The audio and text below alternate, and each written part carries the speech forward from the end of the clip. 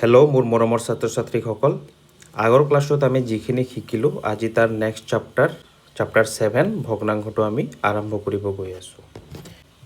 আজি আমি পাঠটো অতি সহজ পদ্ধতিৰে শিকিম আৰু এই পাঠটো শেষ হওঁতে হওঁতে তোমালোকে ভগ্নাংশ মিনিটতে ছল্ভ কৰিব পাৰিবা।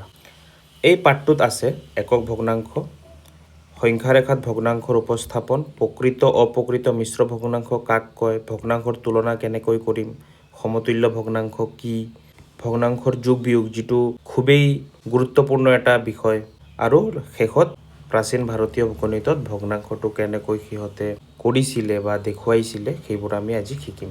পাঠটো আৰম্ভ কৰাৰ আগত মই তোমালোকক এটা কুৱেশ্যন সুধিম। ধৰা তোমালোকৰ ওচৰত এটা পিজ্জা আছে, তোমালোকে 4টা ফ্ৰেণ্ড আছা, সেইটোত পিজ্জা এটা আমি খাবলৈ কি কৰিব লাগিব, 4 ভাগ কৰিব লাগিব। তাৰ মাজত তুমি কি এটা ভাগ পাবা। এই যে আমি ভাগ কৰিলোঁ এইটোৱে কি, এইটোকেই ভগ্নাংশ বুলি কোৱা হয়।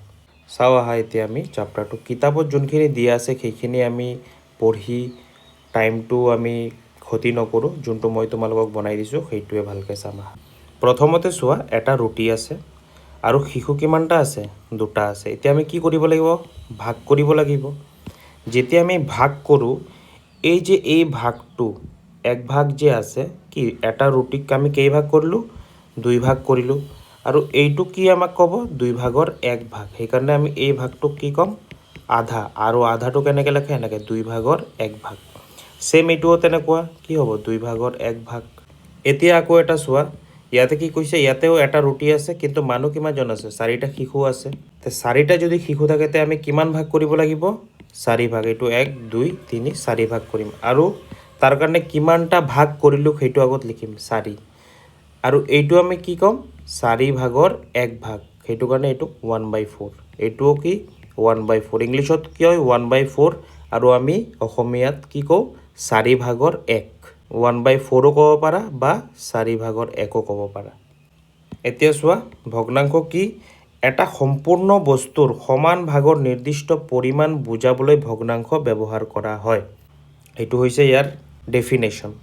এতিয়া চোৱা, যোনটো আমাৰ ভগ্নাংশ আছে, ভগ্নাংশটোৰ কোনটো পাৰ্টক কি বুলি কয় এইটো চাই লওঁ। এতিয়া ভগ্নাংশত কি থাকে, এটা আনুভূমিক ৰেখা থাকে, আনুভূমিক ৰেখাৰ ওপৰত এটা সংখ্যা থাকে, আনুভূমিক ৰেখাৰ তলত এটা সংখ্যা থাকে।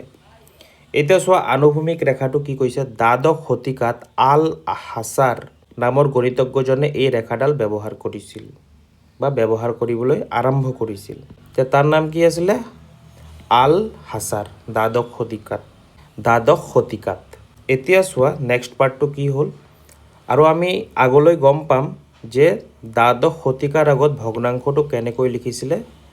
পাঠটোৰ শেষত যেতিয়া আমি চাম প্ৰাচীন সময়ত ভগ্নাংশৰ যোনটো ব্যৱহাৰ, তাতে আমি গম পাম। এতিয়া চোৱা, এই আনুভূমিক ৰেখাৰ ওপৰৰ সংখ্যাটো তাক কি কয়, লব বুলি কয়। আমি কিমানটা ভাগ লৈছোঁ, আৰু তলৰটো কি কয়, হৰ বুলি কয়। এটা সমগ্ৰ অংশক, যেনেকৈ ৰুটি এটা আছিলে 4 ভাগ কৰিছিলোঁ, তে আমি কি কেইটা ভাগ কৰিছোঁ, 4টা ভাগ, সেইকাৰণে তলত 4 লিখিলোঁ। এটা সমগ্ৰ অংকক মুঠ কিমানটা সমান ভাগ কৰা হৈছে এইটো কি ক'ব, হৰ ক'ব, আৰু হৰটো আনুভূমিক ৰেখাৰ তলত হ'ব, আৰু আনুভূমিক ৰেখাৰ ওপৰত হ'ব লব। আমি কিমানটা ল'লোঁ, ধৰা মই 4টা ভাগ কৰিলোঁ, মই 2টা ভাগ ল'লোঁ, তে কি হ'ব, 4 ভাগৰ 2 হ'ব। ঠিক তেনেকৈ আমি ভগ্নাংশটো প্ৰকাশ কৰোঁ। এতিয়া আমি চাম একক ভগ্নাংশ কি। এই দীঘলীয়া এইবোৰ নাচাই মই যোনটো বনাইছোঁ চিধা আমি সেইটোৱে চাওঁ। চোৱা, একক ভগ্নাংশ কি, ইংৰাজীত কি কয়, ইউনিট ফ্ৰেকশ্যন বুলি কয়। কিমানটা শিশু আছে, 4টা আছে। আমি কি কৰিছিলোঁ, ভাগ কৰিছিলোঁ নে, এনেকৈ 4টা ভাগ কৰিছোঁ ৰুটিটো। এতিয়া চোৱা কি কৈছে, যেতিয়া এটা সম্পূৰ্ণ বস্তু কেইবাটাও সমান অংশত ভাগ কৰা হয় তেতিয়া প্ৰত্যেকটো অংশক একক ভগ্নাংশ বুলি কোৱা হয়।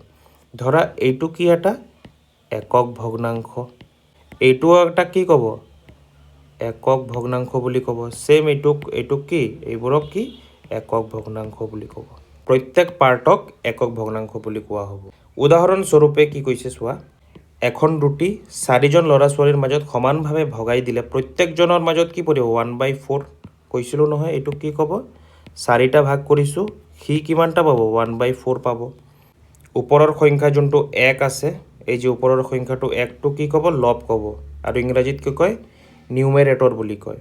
এইটো মনত ৰাখিবা কি কয় নিউমেৰেটৰ আৰু যোনটো তলৰ আছে 4টো এইটো কি কয় হৰ বুলি কয় ডিনমিনেটৰ বুলি কয় এই বস্তু এইটোকে কি কয় একক ভগ্নাংশ হিচাপে একক ভগ্নাংশ কি কৈছে প্ৰথমতে এটা বৰ্গাকৃতিৰ কেক লোৱা হৈছে যাতে আমি এইটো সমানে ভাগ কৰিব পাৰোঁ প্ৰথমতে কি কৰিছে এইটো আধা কৰিছে তে আমি আগতে ক'লো এই যে আধা পাৰ্টটো আছে এইটো আধা হয় তে আধা পাৰ্টটো কি দুই ভাগ কৰিছোঁ সেইকাৰণে তলত 2 লিখিছে আৰু এই পাৰ্টটো কিমান এটা পাৰ্ট ওপৰত 1 লিখিছে সেম তেনেকুৱা এইটো আধা দুটা পাৰ্টৰ 2 আৰু এই পাৰ্টটো কি এটা পাৰ্ট সেইকাৰণে আধা সেম তেনেকুৱা চোৱা 3 ভাগ কৰিলে বস্তুটো যেতিয়া 3 ভাগ কৰিছোঁ তে কিমানটা ভাগ হ'ল এটা দুটা তিনিটা সেইকাৰণে হৰত কি লিখিছোঁ 3 লিখিছোঁ হৰ আৰু এই পাৰ্টটো কি লব কিমানটা লৈছোঁ এটা লৈছোঁ কাৰণে আমি কি 1 লৈছোঁ তে কিমানটা পাৰ্ট 3/1 মানে তিনিটা পাৰ্ট কৰিছোঁ তাৰ এইবোৰ এটা এটা পাৰ্ট তাৰপিছত আমাক দি দিছে 7.1 অনুশীলনী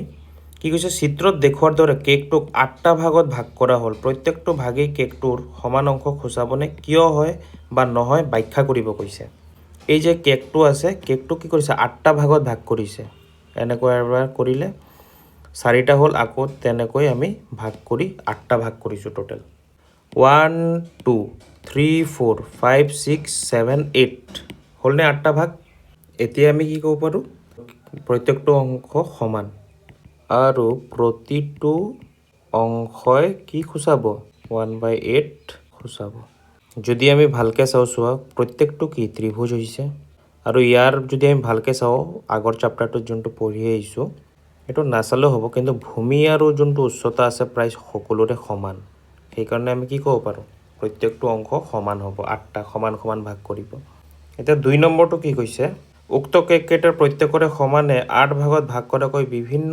যথাসম্ভৱ চিত্ৰ অংকন কৰিবলৈ চেষ্টা কৰা প্ৰথমতে আমি এনে কৰিব পাৰোঁ যোনটো ট্ৰেপেজিয়াম আঁকিছিলে ইয়াত